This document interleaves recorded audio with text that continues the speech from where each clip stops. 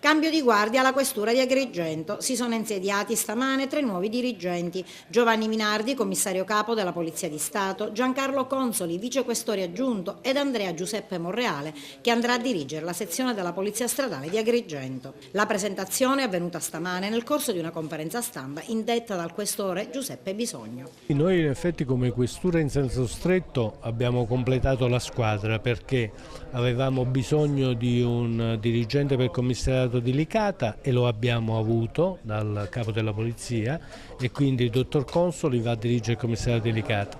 Avevamo bisogno di un altro funzionario alla squadra mobile in sostituzione del dottor Pagano, che dal 1° ottobre è andato a dirigere la squadra mobile di Potenza, e abbiamo avuto un neofunzionario, il dottor Minardi, che ha una lunga esperienza di polizia giudiziaria, in particolare al commissariato di Gela, nel ruolo di ispettore.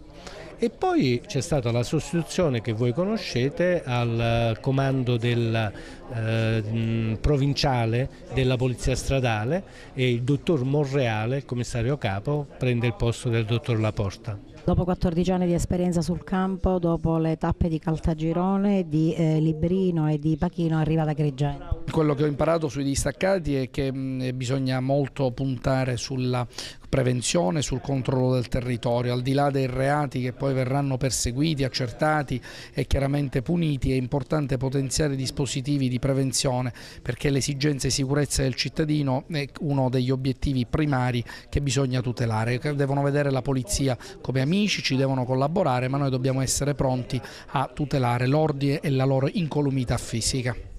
Uno stimato profilo il suo nell'ambito della polizia giudiziaria, dopo 14 anni e da Gela arriva ad Agrigento.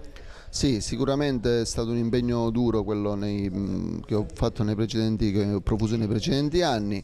Adesso affronto questa nuova esperienza alla squadra mobile come vice dirigente, un incarico prestigioso che conto di portare avanti col massimo impegno. Nuovo incarico, si insedia ad Agrigento, sostituirà il dottore Laporta.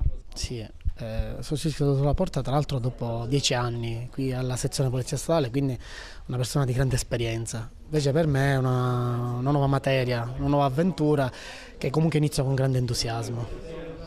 E tra l'altro gioco in casa perché sono di nascita agrigentino e dopo 9 anni ritorno a lavorare, quindi per la prima volta, a casa.